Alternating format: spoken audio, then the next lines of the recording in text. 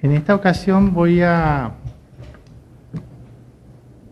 ocuparme de un tema que me parece particularmente interesante y es de aquellos que a mí me resultan atractivos porque están en una zona de intersección entre la teoría del derecho y la teoría constitucional. Es el tema de la ponderación de derechos. En realidad es un tema que involucra tres nociones que me parecen importantes. Me voy a ocupar de dos por razones de tiempo. La noción de derecho en el contexto de expresiones como conflicto de derechos y en el contexto de expresiones como ponderación de derechos o balance de derechos.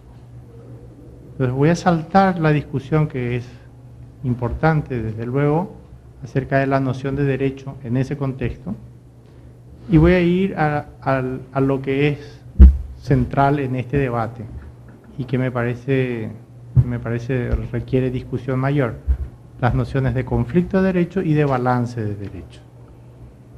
Lo primero que vale la pena decir a este respecto es que tenemos un catálogo de derechos muy amplio. La Constitución española, por ejemplo, sin que el listado que voy a presentar se pueda considerar exhaustivo, consagra derecho a la educación, derecho a la integridad física y moral, derecho a la intimidad, derecho a la justicia, derecho a la libertad ideológica y religiosa, derecho a la libertad y seguridad personales, derecho a la producción artística, científica y literaria, derecho a la propia imagen, derecho a la salud, derecho a la vida, derecho a la vivienda, derecho al honor, derecho al trabajo, derecho a la asociación, derecho a la huelga, derecho a la información y la libre expresión, derecho de petición, derecho de reunión, derecho de sindicación, derecho de sufragio y la lista continúa. Una de las consecuencias de un catálogo tan extenso y tan heterogéneo es precisamente la posibilidad de que esos derechos que están allí consagrados en la Constitución y que están consagrados así en términos muy generales, toda persona tiene derecho a tal cosa o todo ciudadano tiene derecho a tal otra, abre la posibilidad del conflicto entre derechos. Y esta es una idea que en general los juristas aceptan sin mayor controversia. Hay mucho que precisar en términos conceptuales, pero la idea de derechos en conflicto está extendida. Por ejemplo, los juristas hablan de la posibilidad de conflicto entre el derecho de un grupo religioso a no ser ofendido en sus convicciones más profundas con el derecho de un sujeto determinado a conservar su honor o su reputación moral. Hablan del conflicto del derecho a la huelga de un grupo de operarios frente al derecho de los usuarios de determinados servicios públicos esenciales. Hablan del derecho a la salud y a la vida de la madre en conflicto con el derecho a la vida del nasciturus. Hablan del derecho a la libre información de un medio de prensa frente al derecho a la intimidad o a la imagen de una persona individual. Es decir, estas posibilidades están abiertas en la práctica cotidiana del derecho y creo que requieren análisis los conceptos que están allí involucrados. El concepto de conflicto de derechos y el mecanismo de resolución de esos conflictos que pueden plantearse. La teoría del derecho, en realidad, hasta no hace mucho, se había ocupado bastante poco de este problema. Lo que teníamos en la teoría del derecho clásica, en la teoría del derecho tradicional, era el análisis de lo que podría llamarse el conflicto normativo. Los estudios kelsenianos, todos los estudios posteriores de lógica deóntica acerca de normas en colisión, normas inconsistentes. Entonces el punto de partida era un supuesto como obligatorio X y obligatorio no X. Entonces las dos normas, la que obliga a hacer X y la que obliga a omitir X, están en conflicto, antinomia. Y la teoría tradicional trabajó casi sistemáticamente con esta noción, la noción de conflicto entre normas, donde las normas eran básicamente normas que imponían deberes. Y entonces el desarrollo de los criterios clásicos de resolución de antinomias, lex superior, lex posterior, lex specialis, etc. Y esto era lo que había, esto era lo que había. No se consideraba la hipótesis del conflicto de derechos. Hay algo por allí en los estudios más finos de lógica deóntica sobre la posibilidad de conflicto entre permisos. Y la conclusión en ese contexto de discusión es que los permisos no pueden entrar en conflicto, aunque puede ocurrir que no se puedan usar los permisos al mismo tiempo. Dos sujetos pueden no poder usar permisos que tienen para llevar a cabo una acción al mismo tiempo. Por ejemplo, el permiso de sentarse en esta silla puede no ser satisfecho por dos personas al mismo tiempo. Las dos personas no pueden sentarse en la misma silla al mismo tiempo. Entonces, el permiso de uno es incompatible en este sentido con el permiso del otro. En el ámbito de la filosofía moral había, sin embargo, una opción disponible más cercana a esta que se nos presenta ahora en el ámbito de la teoría constitucional, la teoría del derecho, la hipótesis del conflicto de derechos, que es la hipótesis de conflicto moral. El conflicto moral en la filosofía moral, en la ética, en la metaética, admite esa hipótesis que podríamos llamar la hipótesis kelseniana, como hipótesis clásica, obligatorio X, obligatorio no X, como posibilidad de conflicto moral. Dos normas morales, una que manda a hacer y una que manda a omitir. Pero este no es el punto interesante para la filosofía moral. El punto interesante para la filosofía moral, el conflicto moral, se produce en otra situación. Tengo la obligación de hacer X, tengo la obligación de hacer Y, dos acciones distintas, pero no puedo hacer X e Y al mismo tiempo. Me es imposible llevar a cabo las dos acciones al mismo tiempo. Esta es la hipótesis de conflicto moral que analizan en el ámbito de la filosofía moral. Lo que allí se dice es que ambos deberes, el deber de hacer X y el deber de hacer Y, dada la imposibilidad de hacer X e Y al mismo tiempo, no pueden ser satisfechos simultáneamente. Los dos deberes no pueden ser satisfechos simultáneamente. Algunos autores han propuesto en trabajos recientes asimilar esta noción, la de conflicto moral, a la de dilema moral. Y dicen, los dilemas morales son supuestos de conflicto moral. Entonces el dilema moral se reconstruye en esos términos. Un dilema moral es un supuesto de inconsistencia coyuntural, obligatorio X, obligatorio Y, y no puedo X e Y al mismo tiempo. Entonces el dilema moral se plantea allí porque tengo el deber de X y el deber de Y, pero debo elegir y de alguna manera debo establecer una elección entre los dos deberes para cumplir alguno de ellos, porque no puedo cumplir ambos, no puedo satisfacer ambos deberes al mismo tiempo. Aquí hay una cuestión que a mí me parece importante al menos señalar. Yo creo que puede reconducirse la noción de dilema moral en otros términos, conservando lo que es nuclear a la noción de dilema. La noción de dilema tiene como punto nuclear la disyunción. Sin embargo, aquí, en esta reconstrucción, estamos en presencia de una conjunción. Son dos deberes, es la conjunción de dos deberes que no pueden ser satisfechos al mismo tiempo. Sin embargo, el dilema, por definición, plantea una disyuntiva. Entonces, tal vez pueda pensarse en dilemas morales que partan del supuesto de disyunción de deberes. Tengo el deber de hacer X o el deber de hacer Y. Pero este supuesto es distinto del deber de hacer X y el deber de hacer Y. Entonces, el dilema pasaría por la disyunción de deberes y no por la conjunción de deberes incompatibles. Por supuesto, esa disyunción sería una disyunción excluyente. Una disyunción excluyente. No puedo hacer las dos cosas al mismo tiempo. El ejemplo que se me ocurre para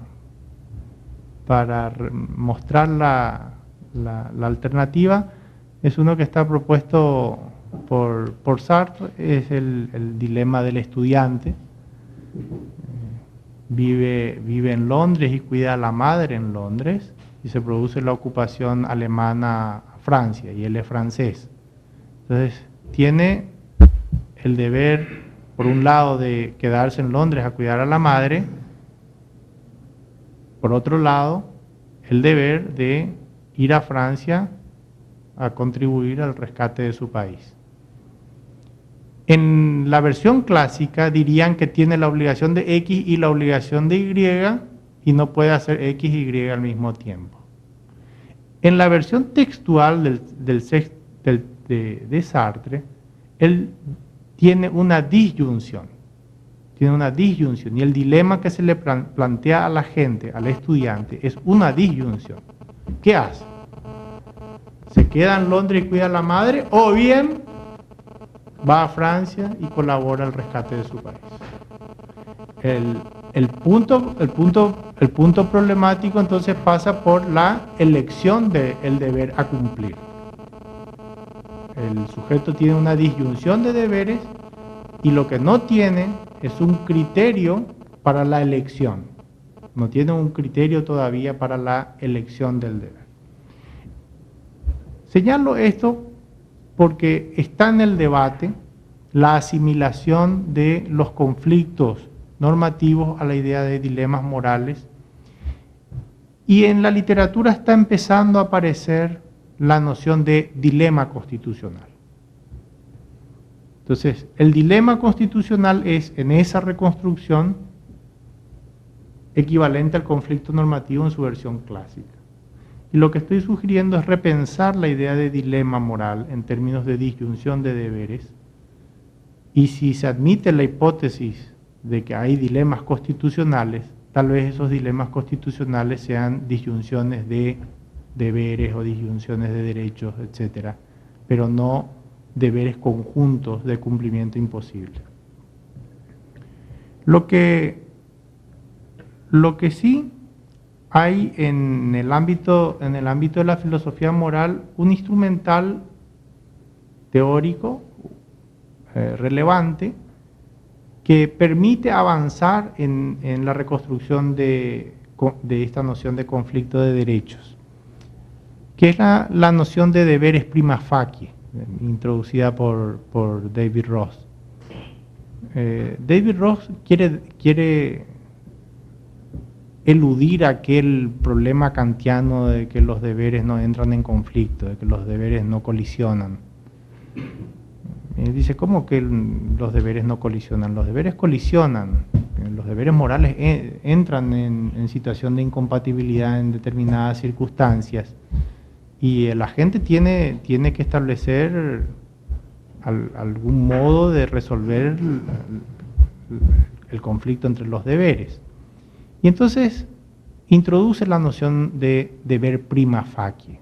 Dice, tenemos deberes prima facie, pero una vez consideradas las circunstancias, hay uno que resulta dominante de los deberes prima facie en conflicto, hay uno que resulta dominante. Y ese es el deber real, ese es el deber efectivo, el que resulta dominante entre los deberes prima facie que están en conflicto. Algunos autores han sugerido trasladar, y es buena la idea, de deberes prima facie a derechos prima facie. Tenemos derechos prima facie, y esos derechos prima facie son los que entran en conflicto, y resuelto en conflicto, entonces hay un derecho que es dominante, que es el derecho efectivo, el derecho real. El derecho real en el sentido de el derecho que en concreto debe ser satisfecho. A mí me entusiasma esta noción de derechos prima facie, extrapolada de la discusión de la filosofía moral de los deberes prima facie.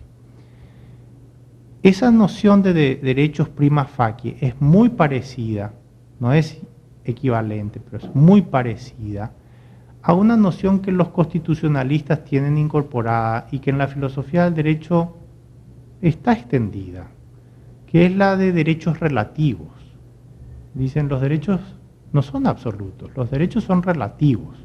¿Qué quiere decir esto? Que pueden entrar en conflicto esos derechos y dada la situación de conflicto entre derechos, bueno, lo que superamos es la relatividad del derecho, el derecho a la intimidad de uno versus el derecho a la información del otro, ¿no? Son derechos relativos, mientras no esté resuelto el conflicto, son derechos relativos, son derechos prima facie. Resuelto el conflicto, sabremos cuál es el derecho dominante, cuál es el derecho que debe ser satisfecho. Esta es una línea de reconstrucción interesante porque permite mantener una tesis que a los constitucionalistas les parece importante, a saber que no hay negación de derechos cuando se produce la situación de conflicto. Cuando se produce la situación de conflicto, el derecho a la intimidad de Jordi versus el derecho a la información que tengo yo sobre hechos de la intimidad de Jordi,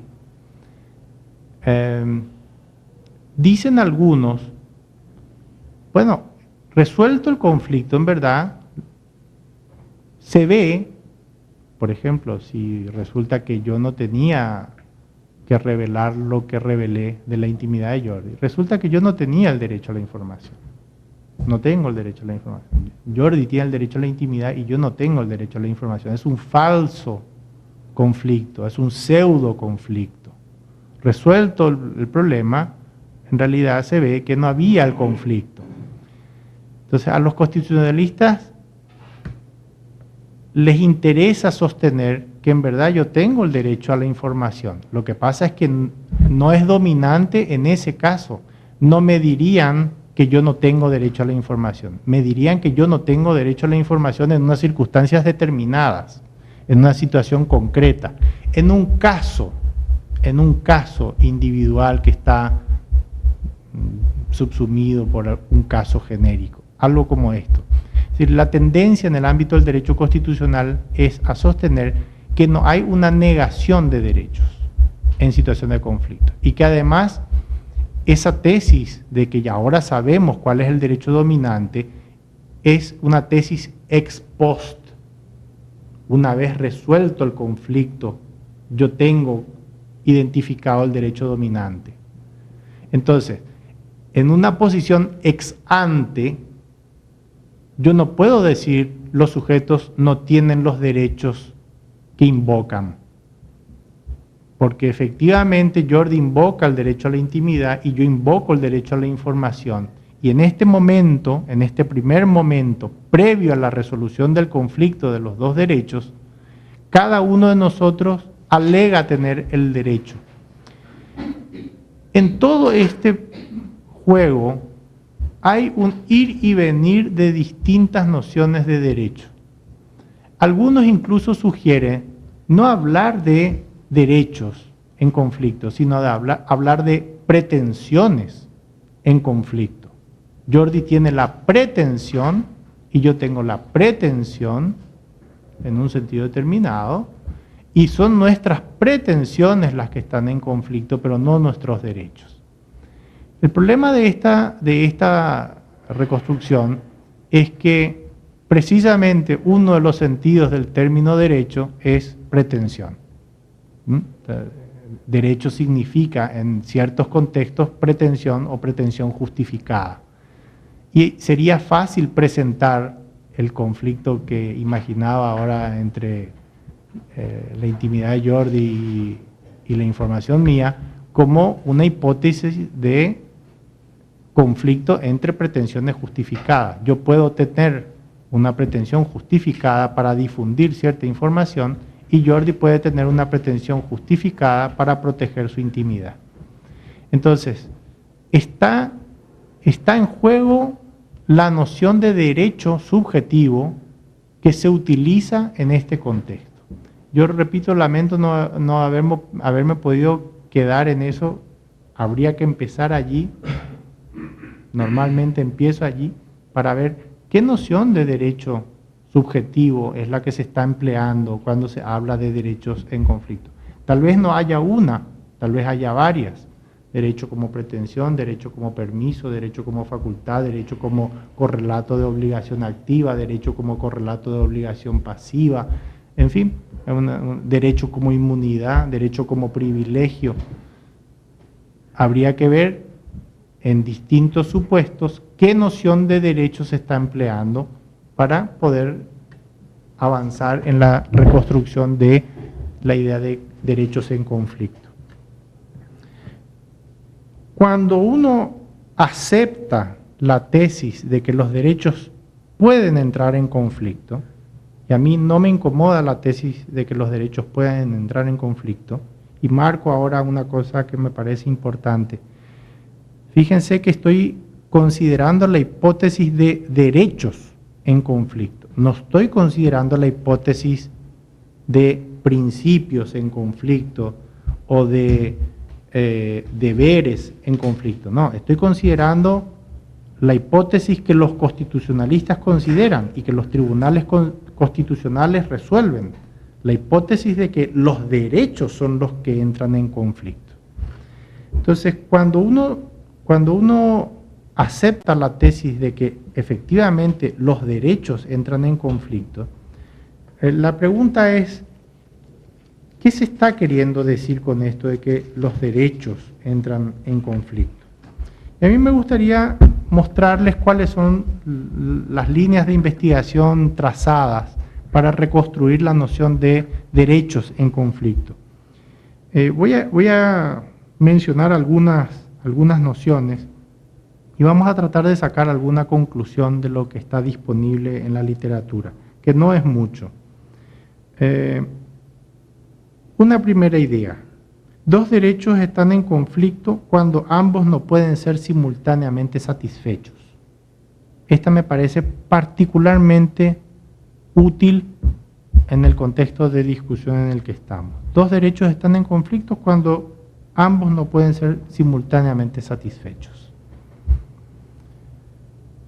Otra más. Dos derechos se encuentran en conflicto cuando ambos no pueden ser ejercidos y gozados plenamente en una situación determinada. Aquí ya no se trata de la satisfacción, sino del ejercicio y goce pleno de ambos. Se sustituyó la idea de satisfacción por la de ejercicio y goce pleno. Otra más. Esta es de Bobbio, es interesante. Dice, en la mayor parte de las situaciones en las que están en cuestión un derecho humano, ocurre, en cambio, que dos derechos igualmente fundamentales se enfrentan y no se puede proteger uno incondicionalmente sin hacer inoperante el otro. Versión Bobbio, no se puede proteger uno sin hacer inoperante el otro. O sea, la protección de uno supone hacer inoperante el otro. Otra más, cuando dos derechos entran en conflicto, el resultado es que uno de esos derechos se cumple a expensas del otro. Es decir, un derecho es infringido por el ejercicio legítimamente permitido del otro.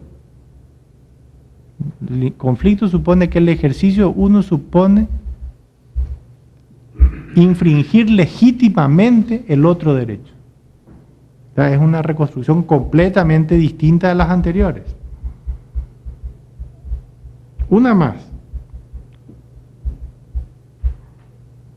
Un conflicto de derechos es una situación en la cual los derechos de dos personas no pueden ser ambos respetados. Haciendo respetar cualquiera de ellos, impediremos honrar el otro.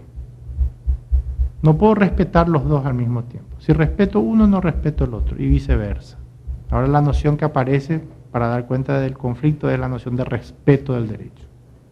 Tenemos satisfacción, ejercicio, goce, operatividad, respeto. Me están apareciendo criterios para poder juzgar si hay o no conflicto. Otra más. Dos o más derechos se encuentran en conflicto cuando el respeto de ambos es imposible.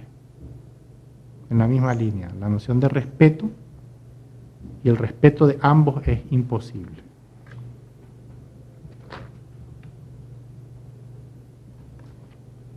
Fíjense esta es de Nino, de Fundamentos de Filosofía Constitucional. Es interesante porque va a sugerir una variante. Dice, no toda situación en la que dos o más derechos no pueden satisfacerse simultáneamente es una situación de conflicto. No toda situación en que ambos derechos no pueden satisfacerse simultáneamente es una situación de conflicto. El conflicto de derechos aparece cuando cualquier cosa que haga o deje de hacer un agente viola los derechos de otro. Es una variante interesante, un tanto extraña. Yo diría que podemos utilizar criterios que se han empleado en el ámbito de la lógica deóntica, que es la idea de satisfacción, para explicar, se ha sugerido desde luego aquí mismo, para explicar la hipótesis de derechos en conflicto. El derecho de uno versus el derecho de dos, el conflicto supone que no se puede satisfacer de uno y de dos al mismo tiempo.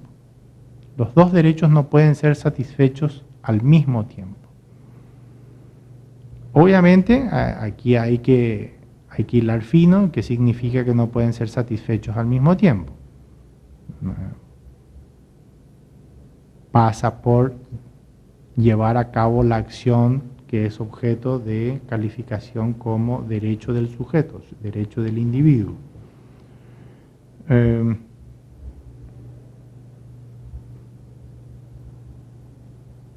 Si se acepta esa reconstrucción o alguna similar, hay que introducir inmediatamente una distinción entre supuestos diferentes de conflicto. Una alternativa es señalar de inicio que puede ser el mismo derecho en cabeza de dos sujetos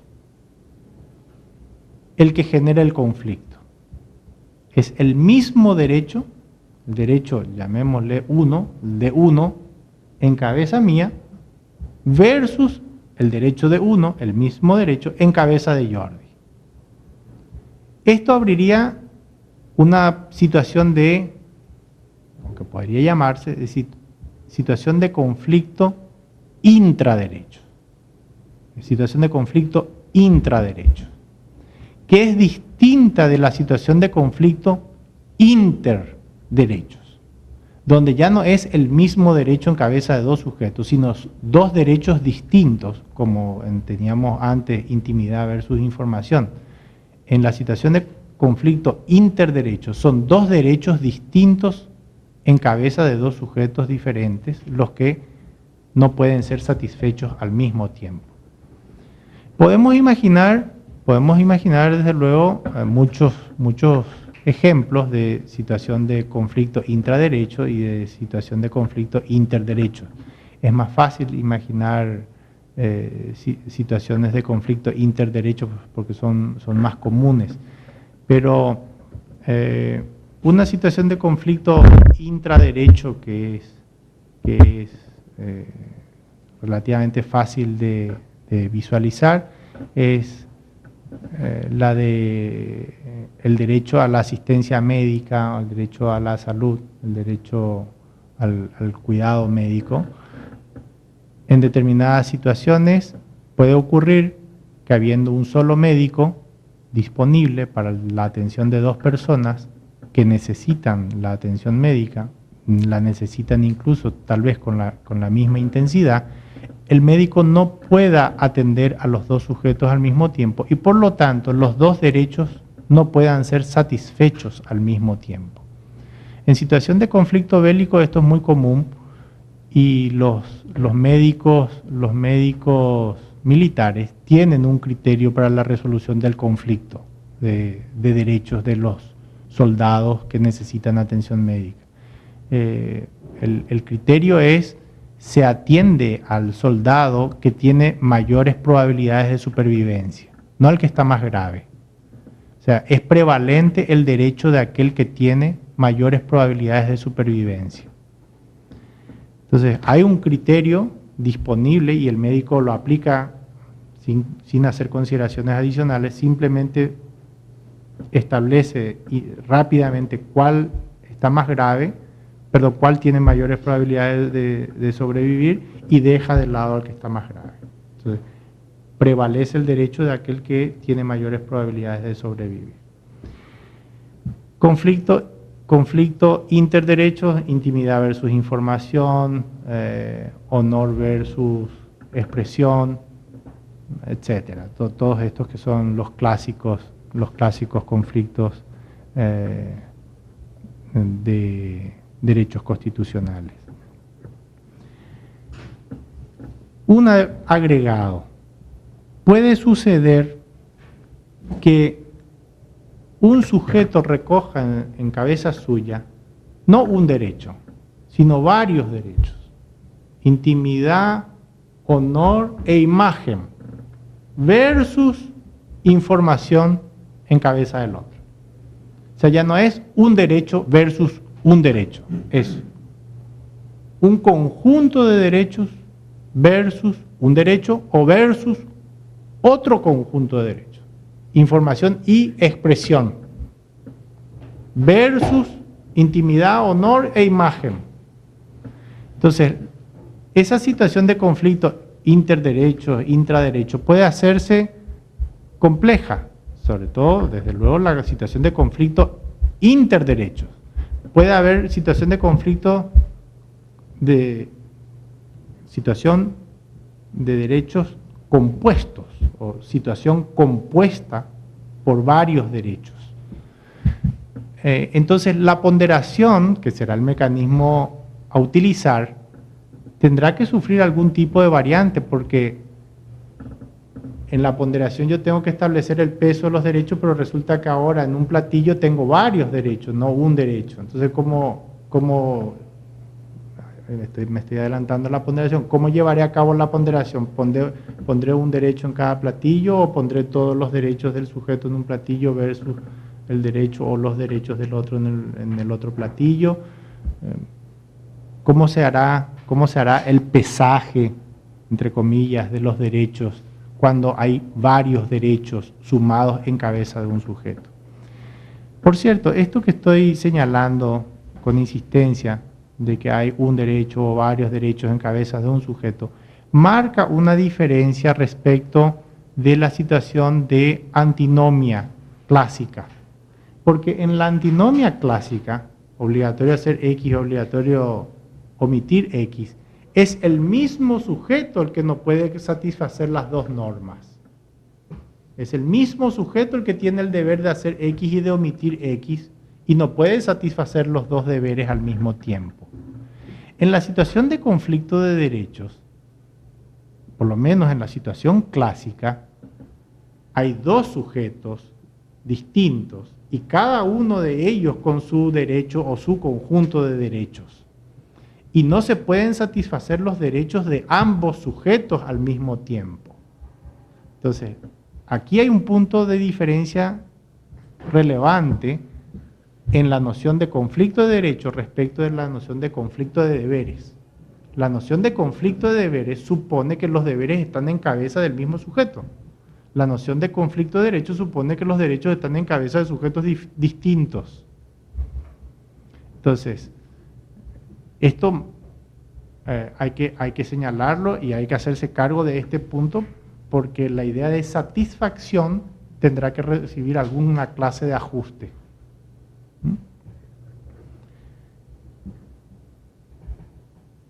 En cualquier caso, cuando admitimos esto que he venido señalando, la hipótesis de derechos en conflicto, etc., aparece la idea del peso de los derechos, el balance de los derechos o la ponderación.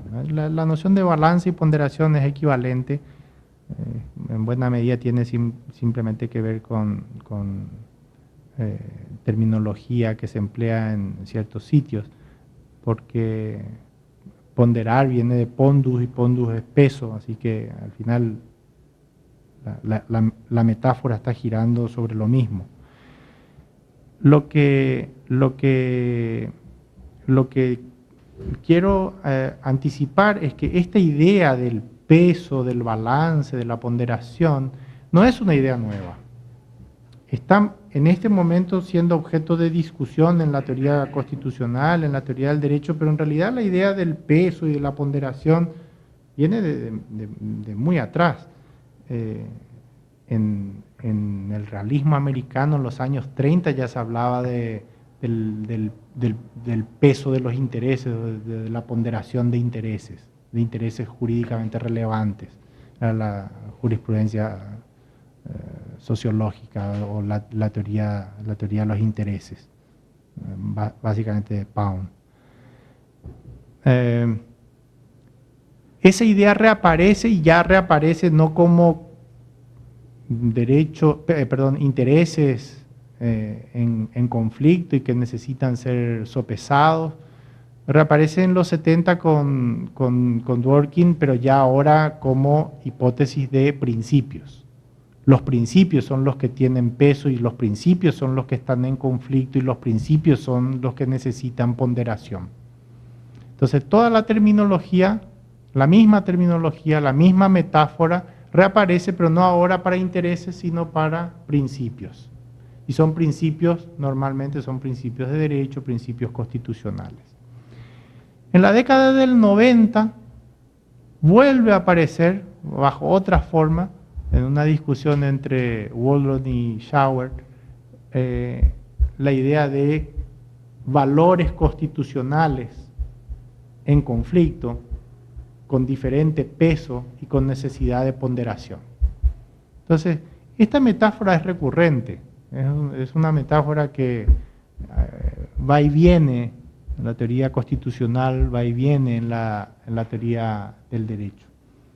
A mí me interesa destacar el hecho de que es una metáfora, porque toda metáfora tiene normalmente, en contextos de discusión como este, alguna carga especial. Y la metáfora del peso de los derechos y la metáfora del balance de los derechos tiene la carga conducente a la idea de objetividad de la resolución del problema. Cuando se habla del peso de los derechos y del balance de los derechos, se introduce subrepticiamente la noción de solución objetiva. Porque claro, si hay un derecho que pesa más que otro, de acuerdo con la balanza, objetivamente yo sé cuál es la respuesta correcta para la situación de conflicto. Y en realidad aquí hay dos metáforas que concurren y ninguna de las dos es inocente. La metáfora según la cual los derechos tienen peso y la metáfora según la cual hay una balanza para pesar los derechos. La metáfora según la cual los derechos tienen peso ha llegado al extremo de adquirir valores matemáticos. Esta es la versión de Robert Alexy. Hay una fórmula de peso,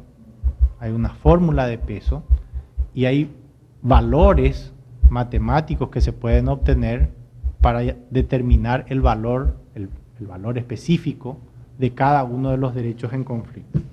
Para los que no tengan presente la fórmula de peso,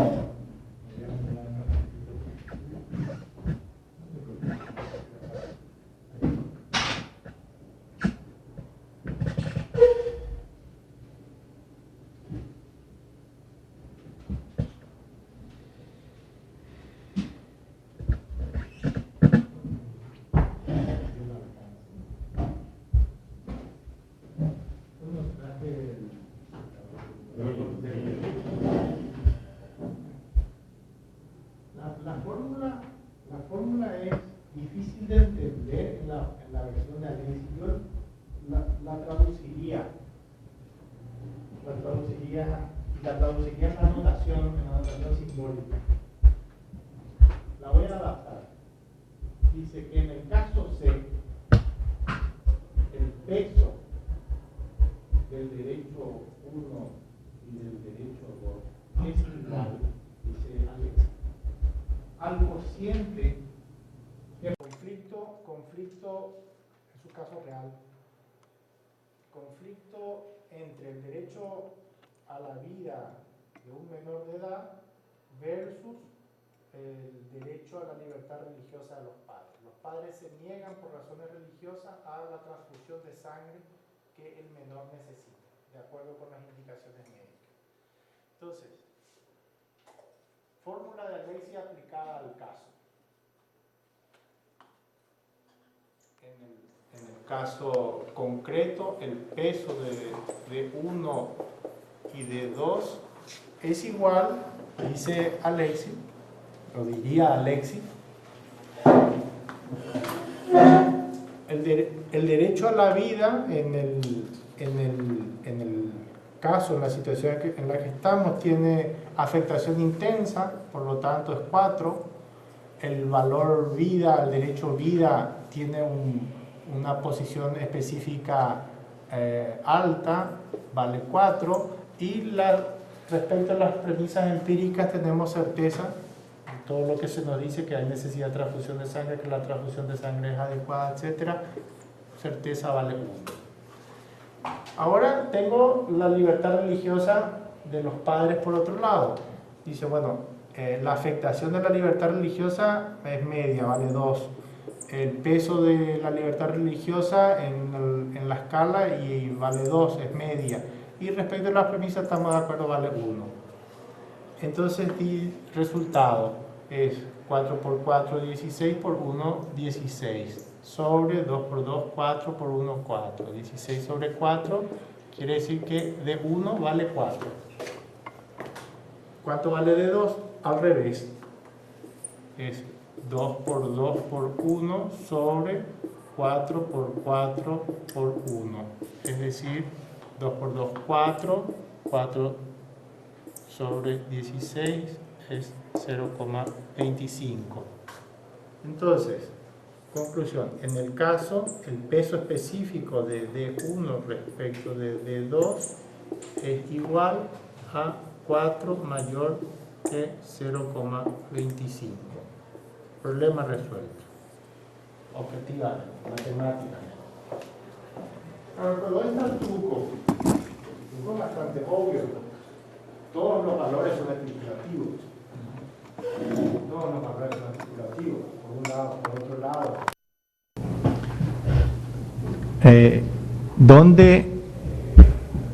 ¿Dónde está la tabla donde se jerarquizan los derechos? El segundo punto de la fórmula, el punto relativo al peso abstracto. ¿Cómo sé que el peso abstracto de vida es 4 y cómo sé que el peso abstracto de libertad religiosa es 2? ¿Por qué vida es 4 y libertad religiosa es 2? Entonces, la metáfora del peso aquí no es inocente. La verdad es que la metáfora del peso no es inocente. La metáfora del peso está buscando aquello que surge con la idea del peso, que es la idea de objetividad, la idea de determinación objetiva. Dejo la metáfora del peso. dejo la metáfora del peso. Vamos a la metáfora del balance, porque ahora se supone que tengo el instrumento para pesar, que es la balanza. No tiene sentido introducir la metáfora del peso si no voy a introducir la metáfora de la balanza.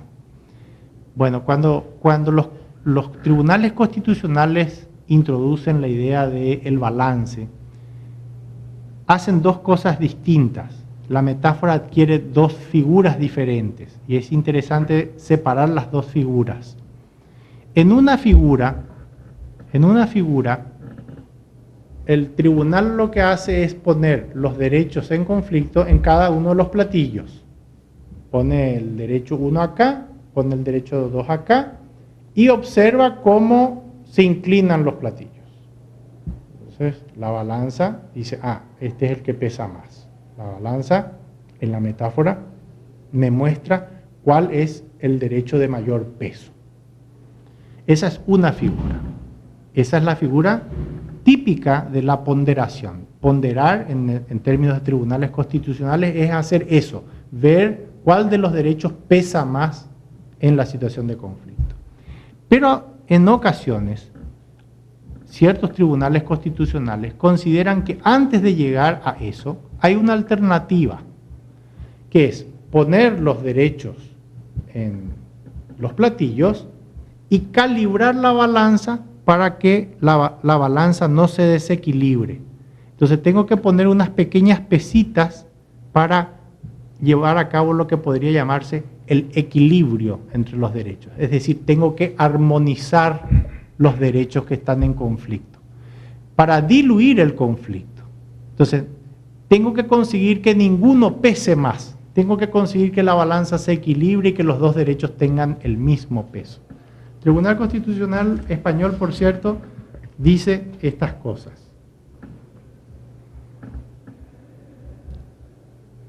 Sentencia 53 del año 85, para que vean cómo usa ponderación en los dos sentidos. Un párrafo dice: por ello, en la medida en que no puede afirmarse de ninguno de ellos su carácter absoluto, el intérprete constitucional se ve obligado a ponderar los bienes y derechos en función del supuesto planteado. Tiene que ponderar los derechos en el supuesto planteado, tratando de armonizarlos, si ello es posible, o, en caso contrario, precisando las condiciones y requisitos en que podría admitirse la prevalencia o peso mayor de uno de ellos. Entonces, tengo que armonizar, equilibrar, si se puede, y si no se puede, entonces tengo que establecer cuál pesa más. La metáfora es obvia. No tienen peso en sentido literal los derechos, no tienen peso en sentido literal, y no hay una balanza en los mismos términos en que se pesa la carne o el arroz para establecer cuál de los derechos tiene mayor peso. Entonces la pregunta es, esta metáfora, ¿cómo debe ser parafraseada? ¿Cuál es la paráfrasis adecuada para esta metáfora? ¿Qué es lo que se está queriendo decir con la metáfora? ¿O qué es lo que literalmente habría que decir en lugar de usar la metáfora?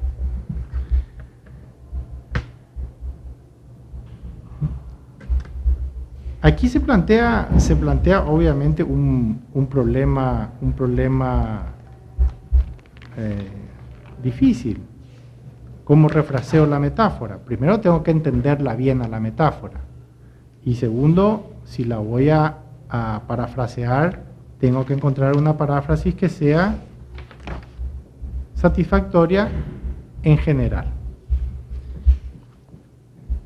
Una paráfrasis que parece satisfactoria supone que este vocabulario del peso en realidad es equivalente a relevancia valorativa o importancia valorativa. Cuando digo que un derecho tiene mayor peso que otro, lo que estoy diciendo es que desde el punto de vista valorativo tiene mayor importancia.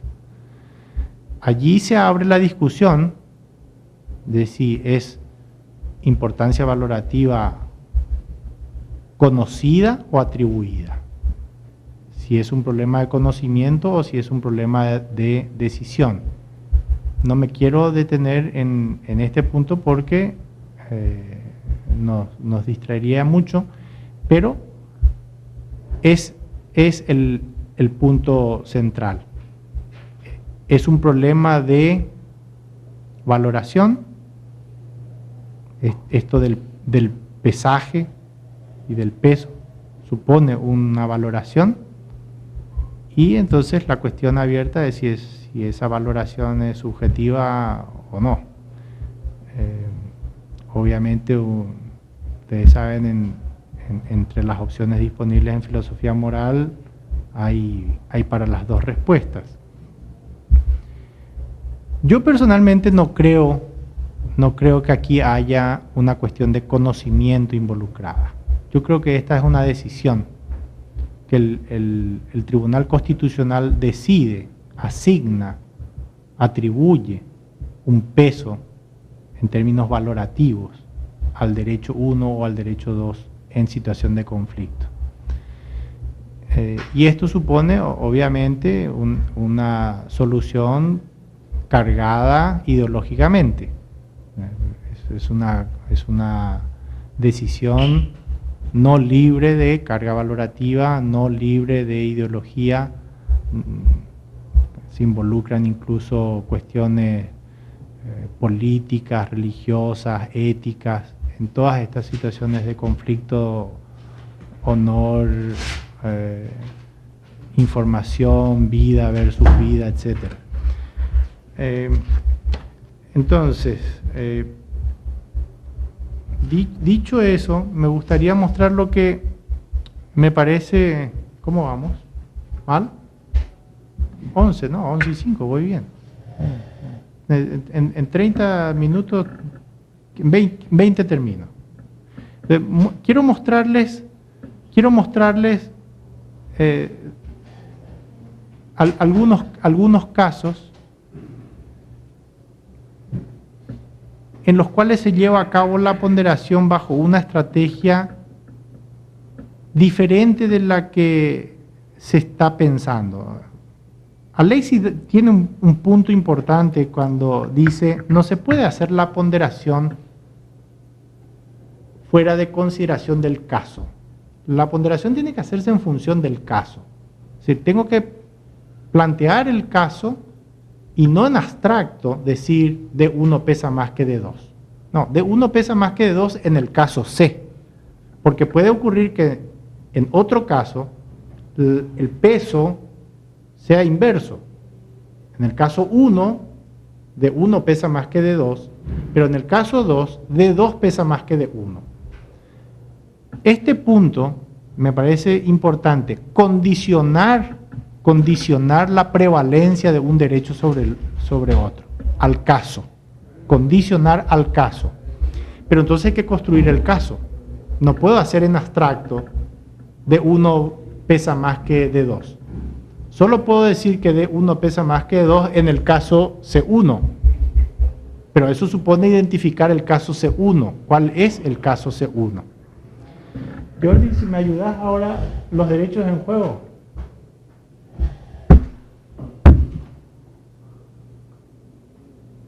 Aquí hay un problema abordado por el Tribunal Constitucional Español en varios casos, que es el conflicto información versus honor. Esta es la abreviatura de derecho al honor y esto es derecho a la información. El Tribunal Constitucional, a lo largo de la resolución de varios fallos, identificó 3 circunstancias relevantes para efectuar la ponderación. Que la información tenga relevancia pública, que es R, que la información tenga relevancia pública, que la información sea veraz y que la información sea incuriosa. Por supuesto, tenga relevancia pública o no, que sea veraz o no, que sea incuriosa o no. Y entonces, Identificadas esas tres circunstancias relevantes, es posible construir los casos en los cuales hay que establecer la prevalencia. Si bajamos un poquito aquí, las reglas al final que se derivan de la jurisprudencia del Tribunal Constitucional son estas tres. Dice el Tribunal Constitucional Español: el derecho al honor prevalece sobre el derecho a la información si la información es injuriosa. Esa es la primera regla. El derecho al honor prevalece sobre el derecho a la información si la información es injuriosa. O sea, cada vez que la información sea injuriosa, habrá prevalencia del honor sobre la información. La regla siguiente dice que el derecho al honor prevalece sobre el derecho a la información si la información no es injuriosa y además carece de relevancia pública o no es veraz. Segunda regla del Tribunal Constitucional. Tercera y última, el derecho a la información prevalece, ahora se invierte, de informaciones que prevalece sobre el derecho al honor, si la información tiene relevancia pública, es veraz y no es injuriosa. Y bajar, vamos a ver ahora, las reglas representadas serían eso mismo. Si es información, el derecho al honor prevalece sobre el derecho a la información. Si no es injuriosa y además no es relevante o no es veraz, entonces el derecho al honor prevalece sobre el derecho a la información. La última regla diría: si la información es relevante, es veraz y no es injuriosa, entonces se invierte, el derecho a la información prevalece sobre el derecho al honor. Y bajamos un poquito más, Jordi, vemos la matriz. Ahí está la matriz. Y esto es lo que resulta del análisis de la jurisprudencia del Tribunal Constitucional. Y la ponderación no se produce en abstracto, se produce en función de casos genéricos. Entonces, cuando me llega el caso individual, ahora yo puedo ver si el caso individual está subsumido en alguno de estos casos genéricos y si está subsumido en el caso genérico, le doy la solución prevista en la ponderación efectuada. Esto no significa que yo no pueda cambiar las propiedades relevantes. Por supuesto que puedo cambiar las propiedades relevantes. El Tribunal Constitucional puede decir, bueno, ha dejado de ser relevante el carácter injurioso de la información. O puede agregar una propiedad como relevante y cambiar el universo de propiedades y reconfigurar toda la ponderación. O sea, aquí hay un punto que es interesante. Guastini dice, las jerarquías son móviles. Sí, las jerarquías son móviles. Dice, no tienen por qué serlo, pero son móviles. De acuerdo, las jerarquías son móviles, pero podrían no serlo y hay buenas razones para que no lo sean. Si a uno le entusiasma la técnica del precedente, por ejemplo, y le entusiasma la idea de estabilidad de los fallos judiciales en función de resolución de casos genéricos, no de casos individuales, entonces yo tengo ya la regla de prevalencia entre derecho al honor y derecho a la información bajo este universo de propiedades. Bajo este universo de propiedades. Si me cambian el universo de propiedades, puedo cambiar la prevalencia. Entonces, este es un punto interesante que tiene que ver con esa discusión que está dando vuelta, que a mí me incomoda en términos de filosofía moral, universalismo versus particularismo, etc. Pero aquí hay algo, aquí hay algo sobre el punto. Vamos a otro ejemplo, Jordi. Vamos al caso de los testigos de Jehová, que es un caso interesante. Allí, en el caso de los testigos de Jehová, lo que se plantea es precisamente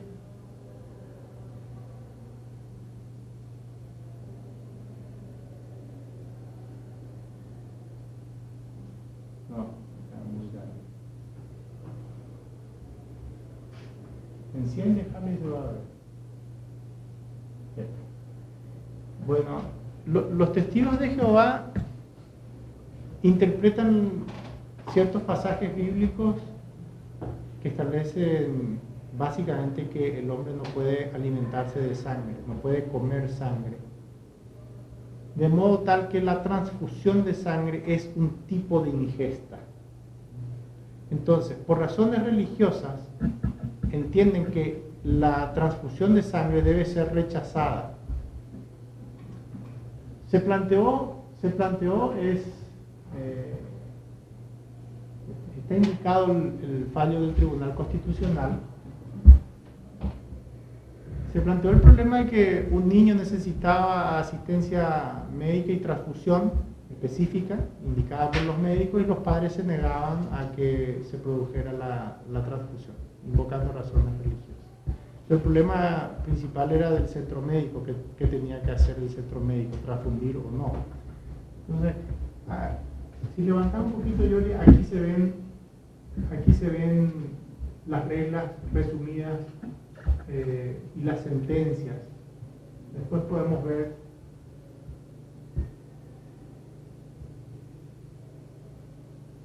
no tenemos tanto tiempo.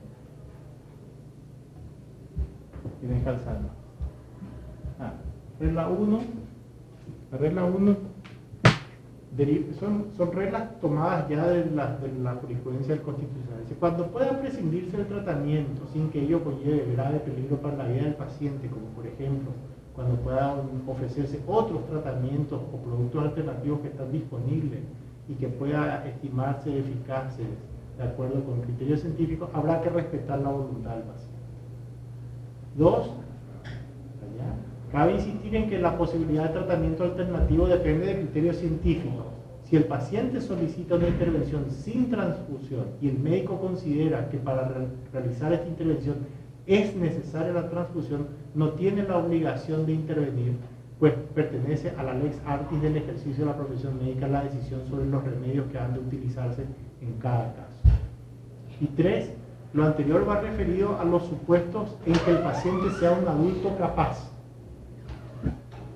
Sin embargo, si el paciente es un menor, también habrá que tener en cuenta sus opiniones y deseos, aunque la decisión última sobre su bienestar corresponda a sus representantes legales. Entonces, sentencia 166 del Constitucional del 96 y 154 del 2002. Regla 2.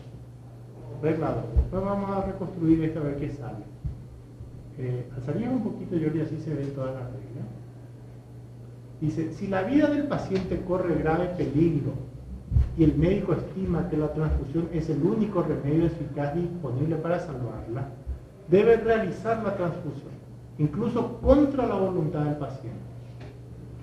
Para el Tribunal Supremo, no el Constitucional, el Supremo, el conflicto suscitado entre el derecho a la vida y la libertad religiosa y de conciencia ha de resolverse dando preeminencia absoluta al derecho a la vida y de conciencia, por ser el centro y principio de todos los demás derechos. En tal caso, la intervención médica coactiva está justificada, si fuera necesaria, para salvar la vida del paciente. Esa es sentencia del Tribunal Supremo del 27 de marzo.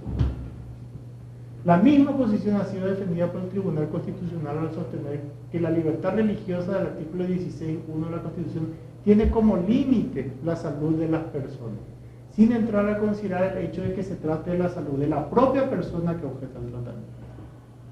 Ese auto interlocutorio 369 del 84.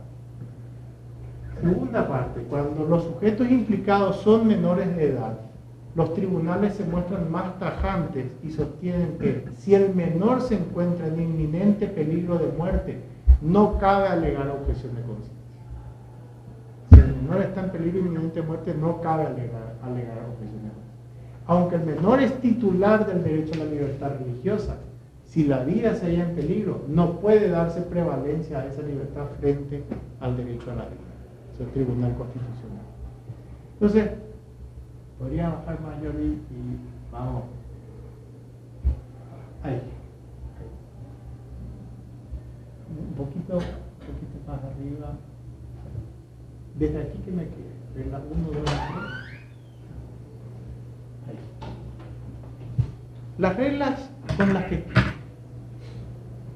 se está reconstruyendo la doctrina del Tribunal Constitucional, básicamente establecen que, regla 1, si la transfusión de sangre es el único medio disponible para salvar la vida del paciente y el paciente es mayor de edad, entonces el derecho a la vida prevalece sobre el derecho a la libertad religiosa.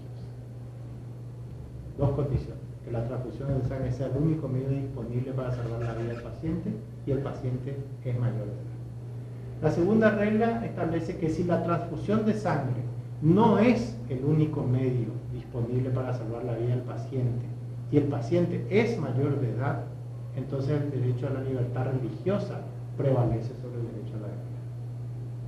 Y la tercera regla dice que si el paciente no es mayor de edad, es decir, es menor de edad, el derecho a la vida prevalece sobre el derecho a la libertad religiosa. Pero ahora podemos ver la matriz, Yoli, la matriz de la ponderación. Por cierto, TUN es abreviatura de la transfusión es el único medio disponible para salvar la vida del paciente. Y PME es el paciente es mayor de edad. Entonces, si la transfusión es el único medio y el paciente es mayor de edad, entonces el derecho a la vida prevalece sobre el derecho a la libertad religiosa. Si la transfusión no es el único medio y el paciente es mayor de edad, el derecho a la libertad religiosa, prevalece sobre el derecho a la vida. Y la tercera regla dice que si el paciente no es mayor de edad, el derecho a la vida prevalece sobre el derecho a la libertad religiosa. Y ahora la matriz. Ahí están los 4 casos. Ahí se ve la matriz de ponderación. Caso 1, la transfusión es el único medio, el paciente mayor de edad, la regla 1 dice vida sobre religión. Caso 2, no es el único medio de la transfusión y el paciente es mayor de edad, entonces religión prevalece sobre vida. Se invirtió la prevalencia. Y los casos 3 y 4 son los casos en que el paciente ya no es mayor de edad. Entonces es irrelevante cualquier otra consideración, vida prevalece sobre religión. Estoy cansado. Al tercer caso. El tercer caso es el del aborto. ¿Queda tiempo?